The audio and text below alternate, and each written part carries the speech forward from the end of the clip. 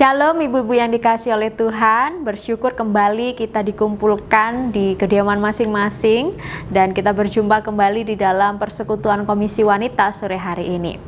Saya mengajak kita semua untuk kita mengambil sikap teduh, bersiap untuk memasuki persekutuan pada sore hari ini.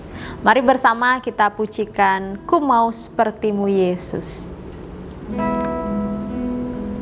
Bagaikan bejana yang siap dibentuk, demikian kehidupan kita di tangan Tuhan. Di dalam pengurapan kuasa-Nya kita dibaharui selalu, bagaikan bejana. Bagaikan bejana siap dibentuk, demikian hidupku di tangan-Mu. Dengan urapan kuasa Roh-Mu, ku dibaharui selalu. Jadikanku alat, jadikanku alat dalam rumah-Mu. Inilah hidupku di tangan-Mu. Bentuklah turut kehendak-Mu, pakailah sesuai rencana-Mu. Ku mau seperti-Mu Yesus, disempurnakan selalu dalam setiap jalanku, memuliakan nama-Mu. Sekali lagi katakan, bagaikan bejana siap dibentuk. Bagaikan bejana siap dibentuk, demikian hidupku di tangan-Mu. Dengan urapan kuasa Roh-Mu, ku dibaharui selalu. Jadikanku alat dalam rumah-Mu. Inilah hidupku di tangan-Mu. Bentuklah turut kehendak-Mu, pakailah sesuai rencana-Mu. Ku mau seperti-Mu Yesus, disempurnakan selalu dalam segenap jalanku, memuliakan nama-Mu. Ku mau seperti-Mu Yesus, disempurnakan selalu dalam segenap jalanku, memuliakan nama-Mu. Memuliakan nama-Mu. Memuliakan nama-Mu. Ibu yang dikasihi oleh Tuhan, sebelum kita memasuki perenungan pada sore hari ini, mari bersama kita menyerahkan hati kita, pikiran kita, supaya Tuhan melawat setiap kita. Mari kita berdoa. Puji syukur kami naikkan di hadapan Tuhan, ketika pada hari ini setiap kami boleh kembali mengikuti persekutuan Komisi Wanita dalam keadaan yang baik. Bapa di sorga, ajari setiap kami untuk senantiasa bersyukur dalam setiap keadaan dan dalam setiap hal yang kami hadapi. Oleh karena Tuhan senantiasa beserta dengan kami, Tuhan senantiasa memeliharakan kehidupan kami. Pada saat ini kami bersama-sama akan masuk di dalam perenungan firman Tuhan, memohon Tuhan menguasai hati dan pikiran kami, supaya kami sungguh-sungguh boleh berfokus dan kami boleh mengerti dan memahami akan kebenaran firman Tuhan yang bersama-sama kami renungkan pada hari ini. Terpujilah Engkau ya Bapa di sorga, di dalam nama-Mu kami berdoa dan kami bersyukur, haleluya, amin. Ibu-ibu yang dikasih oleh Tuhan, mari bersama kita membuka satu bagian Alkitab kita yang diambil dari Efesus pasalnya yang keempat, ayatnya yang ke-17 hingga ayatnya yang ke-32. Efesus pasalnya yang keempat, ayatnya yang ke-17 hingga ayatnya yang ke-32, demikian firman Tuhan. Sebab itu kukatakan dan kutegaskan ini kepadamu di dalam Tuhan, jangan hidup lagi sama seperti orang-orang yang tidak mengenal Allah dengan pikirannya yang sia-sia dan pengertiannya yang gelap, jauh dari hidup persekutuan dengan Allah, karena kebodohan yang ada di dalam mereka dan karena kedegilan hati mereka. Perasaan mereka telah tumpul sehingga mereka menyerahkan diri kepada hawa nafsu dan mengerjakan dengan serakah segala macam kecemaran. Tetapi kamu bukan demikian, kamu telah belajar mengenal Kristus, karena kamu telah mendengar tentang Dia dan menerima pengajaran di dalam Dia menurut kebenaran yang nyata dalam Yesus, yaitu bahwa kamu berhubung dengan kehidupan kamu yang dahulu harus menanggalkan manusia lama yang menemui kebinasaannya oleh nafsunya yang menyesatkan, supaya kamu diperbaharui di dalam roh dan pikiranmu, dan mengenakan manusia baru yang telah diciptakan menurut kehendak Allah di dalam kebenaran dan kekudusan yang sesungguhnya. Karena itu buanglah dusta dan berkatalah benar seorang kepada yang lain, karena kita adalah sesama anggota. Apabila kamu menjadi marah, janganlah kamu berbuat dosa. Janganlah matahari terbenam sebelum padam amarahmu. Dan janganlah beri kesempatan kepada iblis. Orang yang mencuri, janganlah ia mencuri lagi. Tetapi baiklah ia bekerja keras dan melakukan pekerjaan yang baik dengan tangannya sendiri, supaya ia dapat membagikan sesuatu kepada orang yang berkekurangan. Janganlah ada perkataan kotor keluar dari mulutmu, tetapi pakailah perkataan yang baik dan membangun di mana perlu, supaya mereka yang mendengarnya beroleh kasih karunia. Dan janganlah kamu mendukakan Roh Kudus Allah yang telah memateraikan kamu menjelang hari penyelamatan. Segala kepahitan, kegeraman, kemarahan, pertikaian, dan fitnah hendaklah dibuang dari antara kamu. Demikian pula segala kejahatan. Tetapi hendaklah kamu ramah seorang terhadap yang lain, penuh kasih mesra dan saling mengampuni, sebagaimana Allah di dalam Kristus telah mengampuni kamu. Demikian jauh pembacaan firman Tuhan. Ibu-ibu yang dikasih oleh Tuhan, pada sore hari ini bersama kita akan merenungkan tentang tanggalkanlah yang lama, kenakanlah yang baru. Mungkin setiap kita sudah sangat familiar ya dengan tema ini atau dengan kalimat ini. Tetapi satu pertanyaannya, apakah kita sudah sungguh-sungguh menjadi manusia yang baru? Ibu-ibu yang dikasih oleh Tuhan, pernahkah kita memperhatikan fenomena di mana pergantian kulit terjadi kepada beberapa binatang? Contohnya kepada serangga atau reptil. Ya, proses pergantian kulit ini sering disebut dengan ekdisis. Jadi di mana ini adalah merupakan tindakan melepaskan kutikula atau kulit luar secara berkala. Sehingga setiap beberapa waktu sekali serangga atau reptil ini mengalami pembaruan diri, yaitu berganti dengan bagian tubuh yang baru. Ibu-ibu yang dikasih oleh Tuhan, kita tidak sedang berekdisis, tetapi kita melakukan tindakan melepaskan diri, yaitu melepaskan diri dari manusia lama dan menjadi manusia yang baru, atau seringkali disebut mengalami pembaharuan hidup di dalam Kristus. Nah, pertanyaannya bagi setiap kita, sudahkah kita sungguh-sungguh mengalami pembaharuan itu? Sudahkah kita mengalami pembaharuan itu? Pada kali ini kita merenungkan dari Efesus.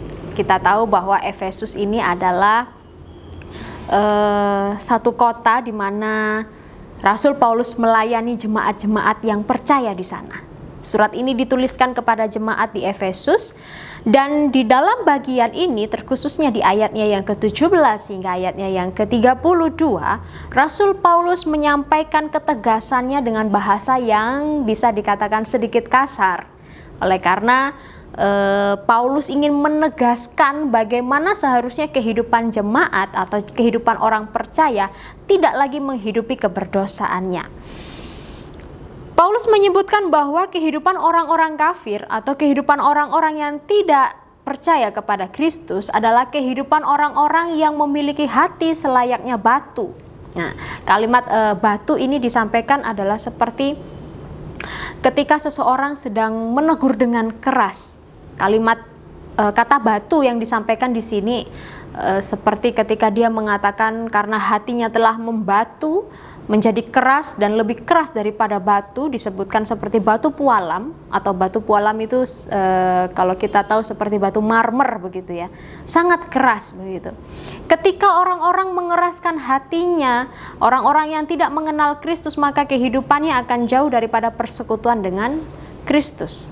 Sehingga di sini Paulus menyampaikan bahwa janganlah memiliki hati seperti orang-orang kafir, yaitu hatinya membatu, kehidupannya tidak mengenal Allah. Oleh karena itu mereka kehilangan segala gairah di dalam Kristus karena mereka tidak mengenal kebenaran, sehingga disebutkan hati mereka membatu. Nah, ciri kehidupan orang yang tidak mengenal Allah adalah hidup di dalam kecemarannya. Hidup di dalam kecemarannya yang disampaikan di sini adalah beria-ria dan bermegah atas kecemarannya, bangga hidup di dalam kecemarannya. Ibu-ibu yang dikasihi oleh Tuhan, dalam bagian ini Rasul Paulus menyampaikan bagaimana kehidupan orang yang demikian dan bagaimana kehidupan orang yang selayaknya hidup di dalam kasih Kristus karena dia telah menerima Kristus.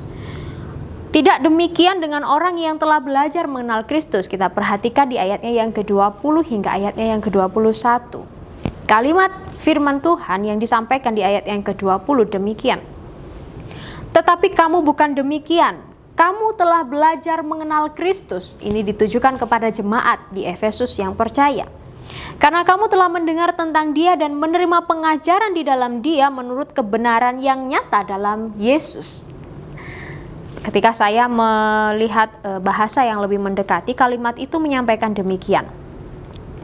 Namun kamu tidak mengenal Kristus dengan cara itu, yaitu cara seperti orang-orang yang masih menghidupi dosanya, bermegah atas dosanya, masih beria-ria dan menikmati keberdosaannya.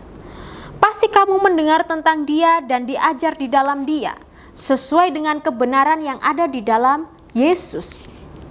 Kamu mengenal ajarannya, menerima ajarannya, dan menerima kebenarannya yang ada di dalam Yesus. Sehingga inilah perbedaan di mana orang yang masih hidup dalam kehidupan yang lama dan di mana orang yang telah hidup di dalam kehidupannya yang baru. Apakah tandanya? Bagaimanakah kita bisa membedakan?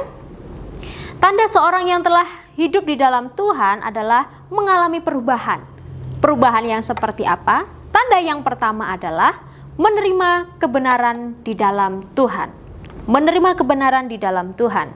Karena kamu telah mendengar Dia dan menerima pengajaran di dalam Dia menurut kebenaran yang nyata di dalam Yesus. Menerima kebenaran. Ibu-ibu yang dikasihi oleh Tuhan, mari kita kembali mengulang sedikit. Pada dasarnya manusia berdosa. Tetapi ketika manusia telah menerima penebusan yang daripada Kristus, apakah masih bermegah di dalam keberdosaannya? Apakah masih menghidupi kehidupan lamanya? Paulus melihat beberapa hal tentang kehidupan orang-orang yang non-Kristen atau orang-orang yang tidak menerima Kristus, orang-orang yang tidak percaya kepada Kristus. Seperti yang pertama disebutkan, orang-orang yang tidak mengenal Kristus adalah orang-orang yang memiliki hati yang membatu, sehingga sama sekali tidak menyadari bahwa dirinya adalah orang yang berdosa. Justru mereka suka melakukan dosa. Justru mereka berbangga ketika mereka melakukan dosa. Dan orang-orang yang demikian adalah orang yang sangat suka ketika dosa menguasainya. Yaitu maksudnya adalah mereka tidak lagi mengenal sopan santun. Mereka tidak lagi malu atas tindakan dan perbuatan dosanya. Ini adalah satu kehidupan yang sungguh mengerikan. Tetapi bagi orang-orang yang demikian, itu adalah hidup yang menyenangkan. Inilah perbedaan ketika seorang yang telah menerima Kristus dengan orang yang belum bertobat atau belum percaya. Dan manusia yang demikian adalah orang yang sangat-sangat bergantung pada hawa nafsunya, membuatnya tidak lagi peduli terhadap sesamanya. Yang dikejar hanyalah hawa nafsu yang memuaskan keinginannya. Ketika dipandangnya ini adalah suatu hal yang mampu memuaskan saya, maka saya akan mengejarnya sampai kapanpun saya mendapatkannya. Ibu-ibu yang dikasihi oleh Tuhan, betapa mengerikannya ketika seseorang tidak menerima kebenaran daripada Tuhan. Betapa mengerikannya kehidupan orang yang jauh daripada Tuhan. Dan betapa mengerikannya lagi ketika seseorang yang terlihat rohani, padahal kehidupannya jauh daripada Tuhan.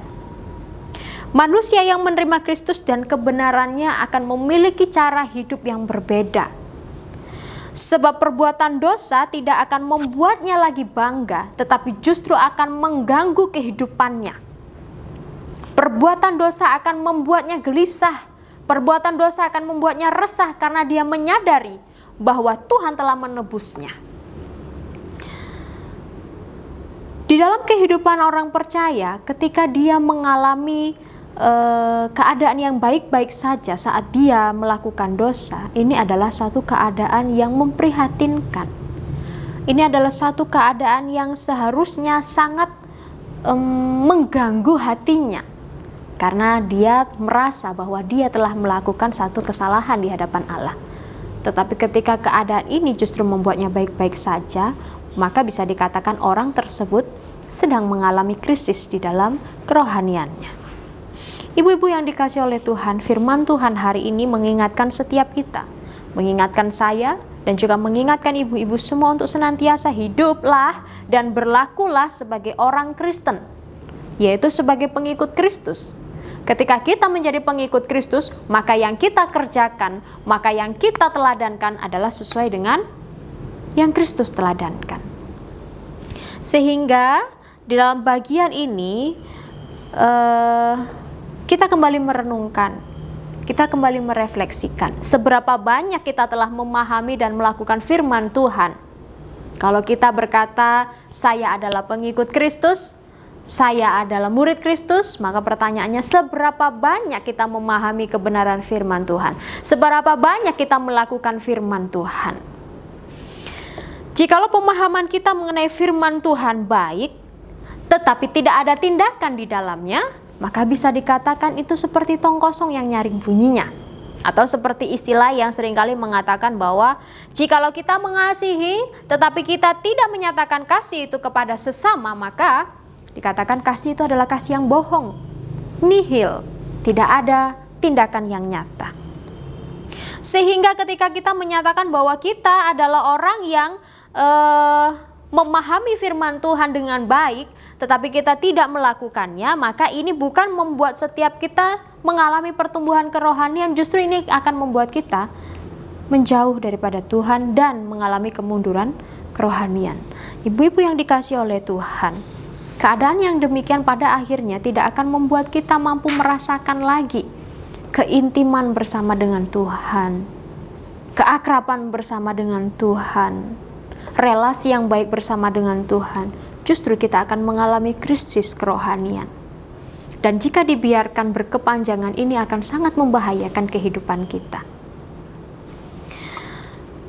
Seperti yang disampaikan oleh Paulus, orang yang demikian adalah orang yang telah kehilangan segala gairah, orang yang telah kehilangan segala cita rasa kehidupan sebagai seorang pengikut Kristus.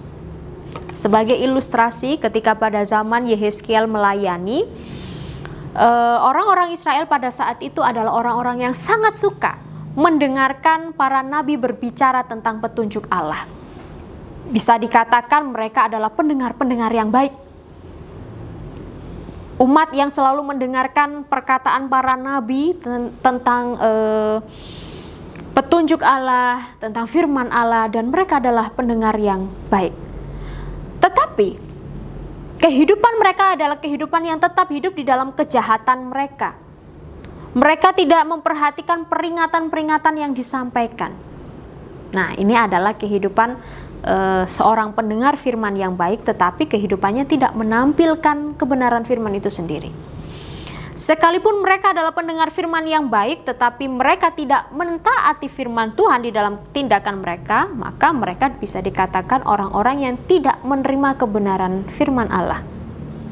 Ada istilah atau ilustrasi bahwa ketika kita menaburkan benih, benih itu jatuh di pinggir jalan terbawa angin. Sehingga ketika mereka mengadopsi gaya hidup yang demikian, maka Allah menghukum mereka. Allah menghukum Israel dengan cara mereka menjadi tawanan dari bangsa Babel. Nah, ketika mereka telah menjadi tawanan bagi bangsa Babel, barulah mereka menyesal.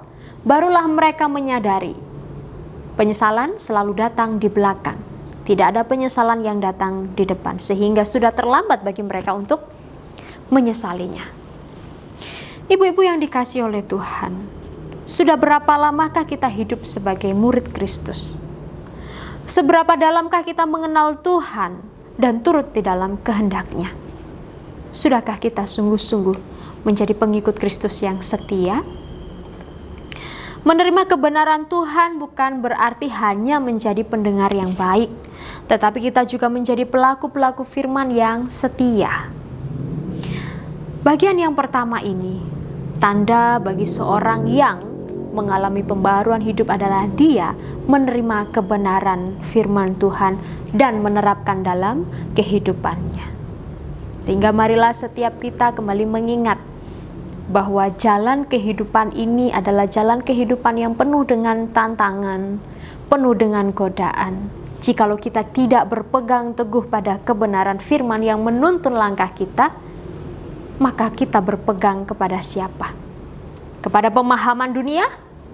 Kepada kepandaian dunia yang akan menjatuhkan setiap kita, yang akan menjauhkan setiap kita kepada persekutuan dengan Allah?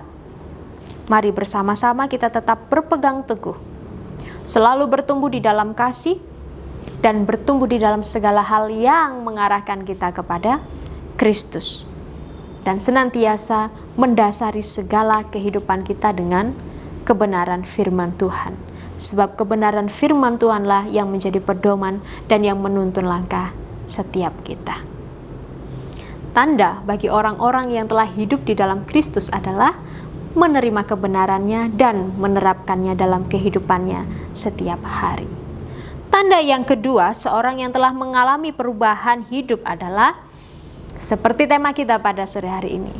Dia adalah pribadi yang melepaskan manusia lamanya dan menggunakan manusia yang baru. Ini adalah satu tanda di mana ketika seseorang mengalami pembaharuan hidup di dalam Kristus, maka hidupnya tidak lagi menjadi miliknya sendiri, tetapi hidupnya menjadi milik kepunyaan Sang Penebus, yaitu Kristus. Satu ilustrasi yang menjelaskan tentang hidup baru, meninggalkan yang lama dan mengenakan yang baru. Ada seorang bapak tua. Bapak tua ini sangat sayang sekali dengan celana kainnya yang berwarna hitam. Entah sudah berapa lama celana itu menemani dia. Yang jelas celana ini sudah berumur sangat lama dan ya sudah terlihat usang dan terlihat tua. Di kemudian hari seorang anaknya membelikan celana yang baru, yaitu celana kain yang berwarna biru gelap atau biru tua begitu ya. Kondisinya jauh lebih bagus karena masih baru. Kondisinya jauh lebih kuat karena masih baru. Tetapi bapak ini merasa sayang dengan celananya yang lama.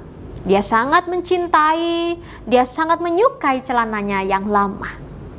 Sehingga tidak mau menggunakan celana yang dibelikan anaknya, celana yang baru. Suatu kali, celana kesayangannya robek karena sudah mulai lapuk. Kemudian bapak ini berpikir bagaimana caranya supaya celana saya terlihat seperti dulu dan bisa saya kenakan. Dia membuka lemari pakaiannya dan kemudian dia menemukan celana yang baru diberikan oleh anaknya. Kemudian dia berpikir, bagaimana supaya caranya supaya celana saya bisa tetap terpakai. Kemudian dia membuka celananya yang baru yang diberikan anaknya, dia menggunting beberapa bagiannya, kemudian dia menempelkan kepada celananya yang sudah lapuk. Setelah dia selesai menjahit, dia melihat dan dia memakai. Dan kemudian dia baru menyesal. Kenapa rasanya aneh? Celananya yang lama sudah banyak yang lapuk dan ditempel dengan kain celana yang baru.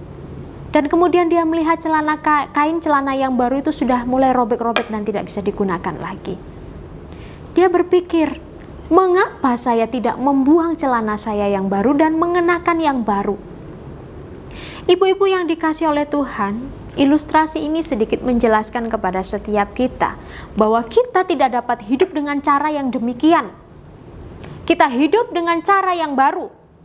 Bukan seperti bapak ini yang menempelkan kain baru kepada kain yang lama. Ketika seseorang masih merasa nyaman dengan hidupnya yang lama, maka bisa dikatakan dia belum menerima Kristus dan dia belum siap hidup di dalam kehidupannya yang baru.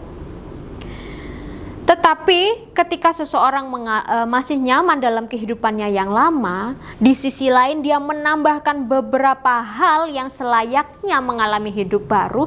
Ini adalah satu keadaan yang sungguh memprihatinkan. Contohnya demikian.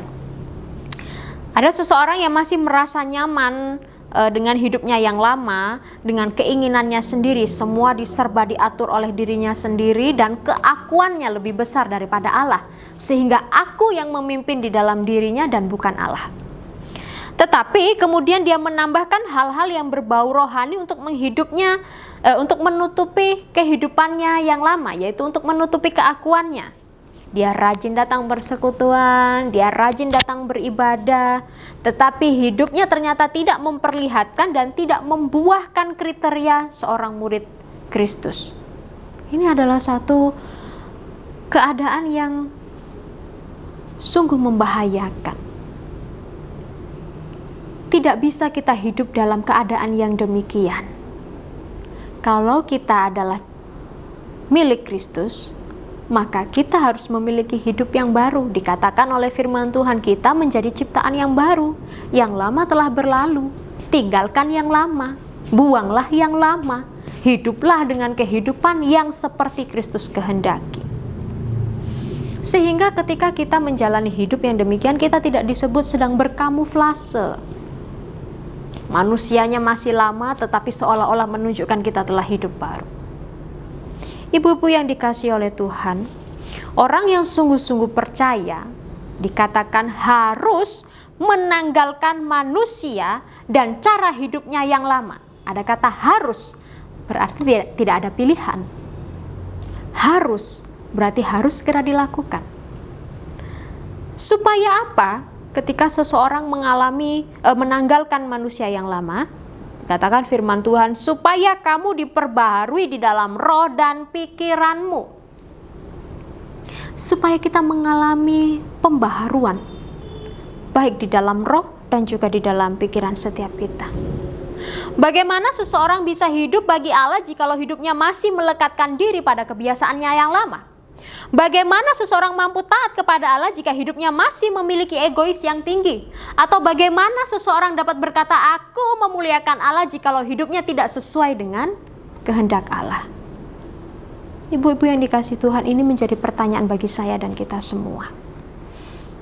Mengapa orang percaya dituntut hidup, memiliki hidup yang baru? Mengapa orang Kristen harus mengalami pembaharuan dalam dirinya? Apa pentingnya hidup baru jikalau hidup lama masih sangat menyenangkan? Mengapa harus menjadi murid Kristus ketika menjadi hamba dunia sangat menyenangkan? Ibu-ibu yang dikasihi oleh Tuhan, satu hal yang menyadarkan setiap kita. Orang yang telah menerima keselamatan daripada Allah, hidupnya tidak akan semaunya sendiri. Hidupnya akan senantiasa diberikan dan dipersembahkan kepada Allah. Dan hidupnya akan berusaha mengikuti kehendak daripada Allah. Sebab dia tahu bahwa hidupnya bukanlah miliknya sendiri, tetapi seutuhnya milik Allah. Firman Tuhan mengatakan kepada setiap kita bahwa di dalam kehidupan ini, mari kita menjadi pribadi-pribadi yang senantiasa memuliakan Allah dalam segala segi kehidupan, dalam pikiran, perkataan, dan tindakan. Dan janganlah kamu mendukakan Roh Kudus Allah yang telah memateraikan kamu menjelang hari penyelamatan. Saat hidup kita sungguh-sungguh dipersembahkan kepada Tuhan, maka hidup kita adalah hidup yang berkenan dan hidup yang tidak mendukakan Roh Allah yang ada di dalam diri setiap kita, yang telah memateraikan kita menjadi milik kepunyaan Allah seutuhnya. Ciri-ciri orang yang telah meninggalkan manusia lama dan hidup sebagai manusia baru adalah hidupnya mau diubahkan oleh kebenaran Allah. Ketika dia menerima firman Tuhan, ketika dia menerima kebenaran Allah, maka dia tidak hanya menjadi pendengar, tetapi juga menjadi pelaku-pelaku yang setia, menjadi pelaku-pelaku firman yang baik yang senantiasa mentaatinya. Hidupnya mencerminkan Kristus, baik di dalam teladan dan di dalam kasih. Yang terlebih lagi adalah hidupnya berubah dan berbuah, sehingga kehidupannya memberkati dirinya dan memberkati sesamanya. Tetapi hendaklah kamu ramah seorang terhadap yang lain, penuh kasih mesra dan saling mengampuni sebagaimana Allah di dalam Kristus telah mengampuni kamu. Hidup menuruti teladan daripada Tuhan. Tuhan memberikan kepada setiap kita hidup baru bagi orang yang sungguh-sungguh mau mengenal Dia, bagi orang yang mau sungguh-sungguh hidup di dalam Dia. Jikalau dahulu kehidupan kita adalah kehidupan yang belum mengenal Tuhan, kini kita diubahkan. Kini kita dibaharui menjadi hidup yang mengenal Tuhan. Sebagai murid yang mengasihi Tuhan Yesus, kita diajarkan untuk siap. Siap dalam segala hal, termasuk siap menjadi berbeda. Be disciple to love Jesus, I'm ready. Kata I'm ready bukan hanya sebatas kita mengucapkan I'm ready, tetapi sungguh-sungguh kita hayati. Menjadi berbeda apa artinya? Kita tahu bahwa menjadi berbeda artinya tidak menjadi serupa dengan dunia ini, sebab dunia ini penuh dengan kejahatan. Tetapi berubah oleh pembaharuan budi sehingga kita dapat membedakan manakah kehendak Allah, manakah yang baik, dan manakah yang berkenan kepada Allah, dan manakah yang layak di hadapannya. Orang yang telah dibenarkan oleh iman hidupnya harus seperti orang yang telah dibenarkan. Jadi menghidupi jati dirinya yang baru. Orang Kristen harus hidup seperti Kristus yang dipercayainya. Orang yang telah lahir baru harus hidup menjadi manusia yang baru, meninggalkan semua yang tidak berguna bagi Kristus. Seperti yang disampaikan oleh Rasul Paulus ketika dia masih hidup di dalam kesaulusannya. Dia mengatakan, apa yang aku capai, apa yang aku dapat ketika aku belum mengenal Kristus adalah sampah yang harus dibuang dan ditinggalkan. Tetapi kini dia hidup menjadi seorang Paulus, seorang rasul, seorang yang diperbaharui, seorang yang bertobat, dan seorang yang telah menjadi manusia baru bagi Yesus Kristus. Dia mengalami perubahan. Mari setiap kita kembali mengingat, kembali merefleksikan bahwa kita adalah pribadi-pribadi yang telah ditebus dengan darah yang mahal. Mari menghargai pengorbanan Tuhan kita. Mari kita hidup bagi Tuhan Yesus kita yang telah menjadi Tuhan dan Juru Selamat satu-satunya dalam kehidupan kita. Tanggalkan segala kehidupan lama kita. Tinggalkan semua kebiasaan lama kita. Dan mari bersama kita hanya berfokus untuk hidup bagi Tuhan.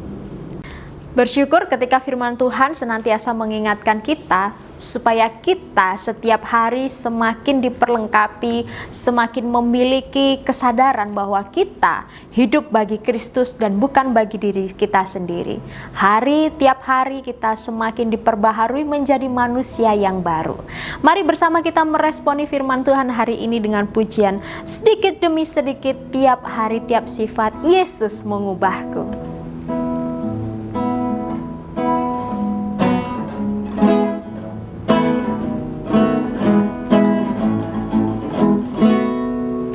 sedikit demi sedikit, tiap hari, tiap sifat, Yesus mengubahku.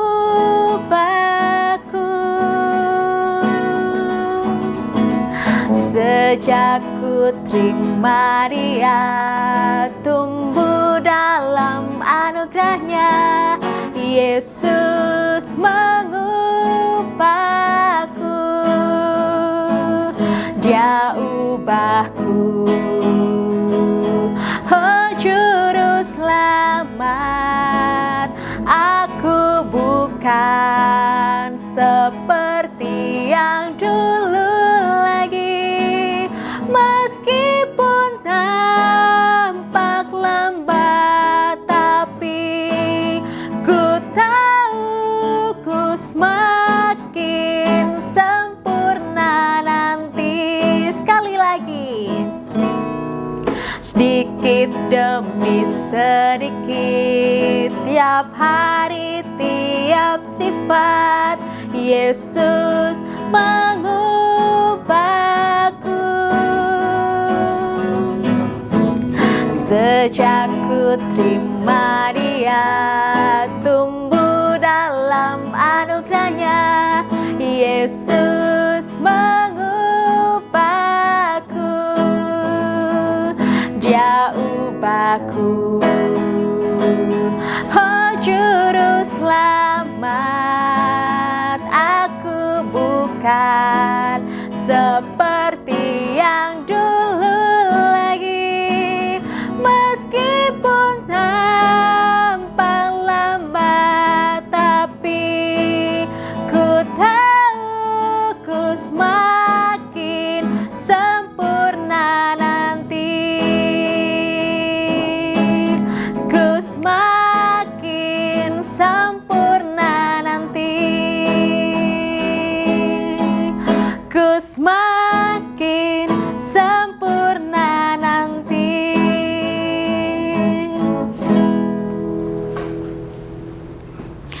Ibu-ibu yang dikasihi oleh Tuhan, mari bersama-sama kita masuk di dalam pokok doa syafaat kita pada hari ini. Ada 3 pokok doa syafaat. Yang pertama, kita berdoa bagi anggota Komisi Wanita Elizabeth. Yang kedua, kita berdoa bagi Departemen Komisi Wanita GKKA Sidoar Indonesia. Dan yang terakhir, kita berdoa untuk Pilkada 2020. Saya akan memimpin setiap kita di dalam doa. Yang pertama, kita berdoa untuk anggota Komisi Wanita Elizabeth. Kita berdoa untuk setiap saudara-saudara, rekan-rekan, dan juga sahabat-sahabat kita yang tergabung di dalam Komisi Wanita ini. Kita berdoa menyerahkan pergumulan setiap kita, dan juga mungkin ketika ibu-ibu tahu pergumulan dari saudara-saudara kita, mari sebutkan dalam doa. Kita juga mendukung doa untuk usaha pekerjaan setiap keluarga, setiap pribadi, juga kesehatan, bahkan terlebih iman dan kerohanian setiap kita, supaya semakin hari kita semakin mengalami pembaharuan di dalam Kristus. Mari bersama-sama kita berdoa. Bapa kami yang bertahta di dalam kerajaan sorga, pada sore hari ini kami berdoa dan menyerahkan di dalam kuasa pertolongan Tuhan, terkhususnya untuk ibu-ibu kaum wanita Elizabeth GKKAI Sidoarjo. Kami bersyukur ketika Tuhan memanggil setiap kami, menempatkan setiap kami menjadi anggota, menjadi jemaat di tempat ini. Bapa di sorga, di dalam kehidupan setiap kami, hari lepas hari ada banyak sekali hal yang harus kami hadapi. Di dalam setiap pergumulan kami, dalam setiap kesusahan kami, ketika kami menjalankan usaha pekerjaan bersama dengan keluarga, atau bahkan setiap kami yang harus berjuang dengan diri kami sendiri, bahkan juga di dalam kesehatan kami berdoa Bapa, tolonglah setiap kami. Kami percaya Tuhan memperhatikan setiap jemaat Tuhan. Kami berdoa supaya di dalam menjalani hari-hari kami, Tuhan meneguhkan dan menguatkan setiap hati kami. Kami berdoa Bapa di sorga, di dalam setiap kesusahan, pergumulan yang sedang kami hadapi, sekalipun itu terasa sangat berat dan terasa kami tidak mampu, kami berdoa Tuhan tolonglah setiap kami, kuatkanlah setiap kami, Mampukanlah setiap kami, berikanlah sukacita yang daripada Tuhan, supaya kami beroleh kekuatan di dalamnya. Menghadapi hari-hari kami yang mungkin tidak menentu, kami hanya mampu berharap dan memandang kepada Tuhan. Ulurkanlah tangan-Mu bagi setiap kami ya Bapa. Berkati setiap anggota jemaat komisi wanita dimanapun mereka berada. Di dalam setiap hal yang mereka kerjakan, kami berdoa supaya Tuhan menemani setiap kami, menjumpai setiap kami pribadi masing-masing, supaya kami boleh mengalami betapa Tuhan mengasihi kami, sehingga kami mampu mengucap syukur setiap hari dalam segala keadaan. Terpujilah Engkau Bapa di sorga. Di dalam nama Tuhan kami Yesus Kristus, kami berdoa dan bersyukur, haleluya, amin. Yang kedua, kita berdoa untuk Departemen Komisi Wanita GKKA Indonesia.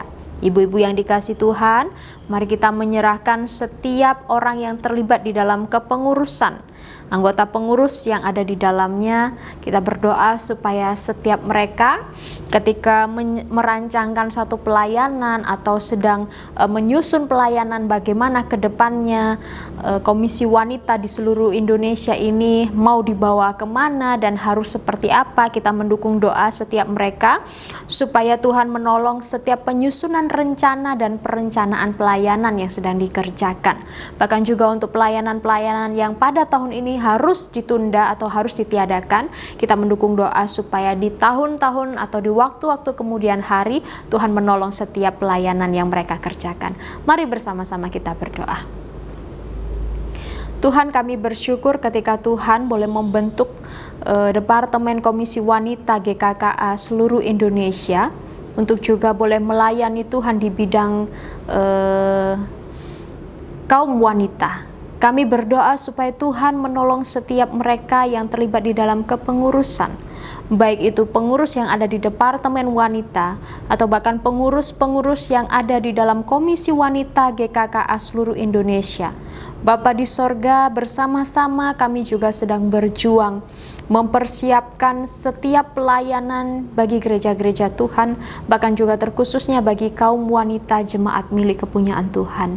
Kami berdoa Tuhan, tolonglah setiap hal yang sedang dipersiapkan, supaya di dalam setiap perencanaan pelayanan itu Tuhan hadir di sana.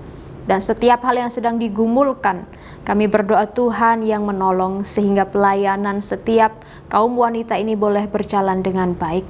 Kami berdoa bagi setiap pengurus masing-masing yang terlibat di dalamnya Bapa. Tolonglah setiap mereka.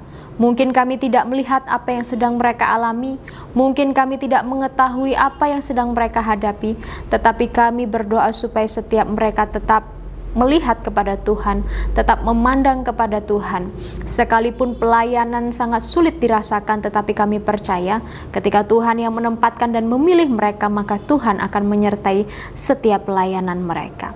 Terpujilah Engkau Bapa di surga. Inilah setiap kami, di dalam nama-Mu kami berdoa dan bersyukur, haleluya, amin. Yang terakhir, ibu-ibu yang dikasih Tuhan, mari mendukung doa untuk rencana Pilkada tahun 2020 yang rencananya akan dilaksanakan pada bulan Desember nanti. Dengan segala perencanaan dan penyusunan yang dilaksanakan, biarlah kiranya Tuhan menolong setiap tim panitia yang terlibat di dalamnya.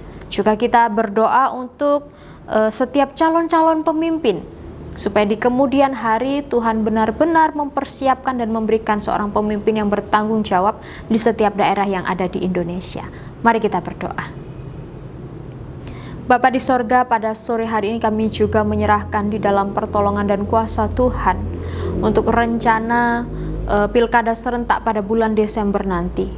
Di tengah-tengah pandemi yang sedang kami hadapi ada banyak hal dan pertimbangan, tetapi kami percaya setiap mereka dipimpin oleh Tuhan untuk boleh mengambil langkah yang bijaksana dan keputusan yang tepat.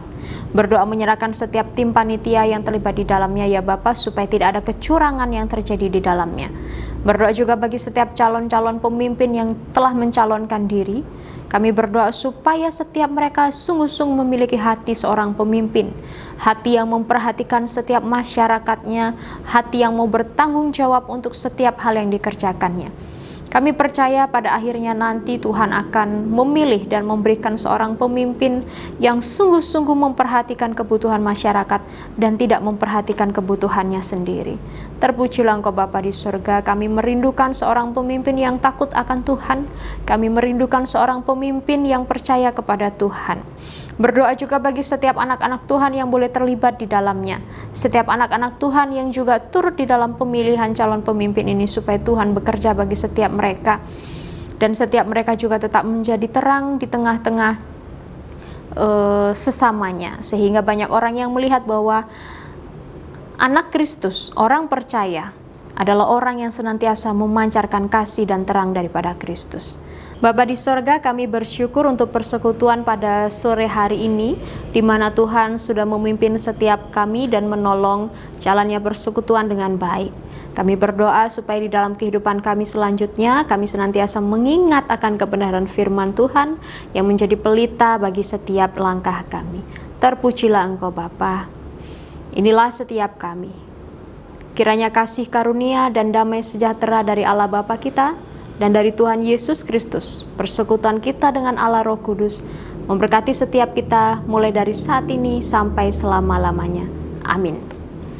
Selamat hari Selasa, sampai berjumpa pada waktu persekutuan di minggu depan. Tuhan Yesus memberkati.